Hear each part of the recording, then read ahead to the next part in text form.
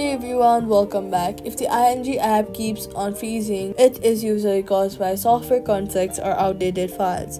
First, swipe up from the bottom of your screen, look for the ING app and swipe it away, closing it completely. Then wait for a few while and reopen it.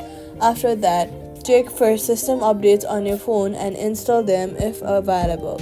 Next, head over to your app store, search for your app, and then make sure that you have updated the ING app to the latest version.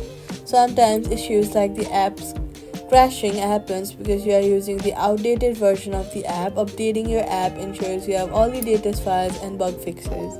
Then, on Android devices, clearing the app cache can help fix freezing problems. If the app freezes during login, disable biometric login temporarily and sign in using your password. If the issue continues, reinstall the app and log in again, and that's it. Subscribe for more quick fixes.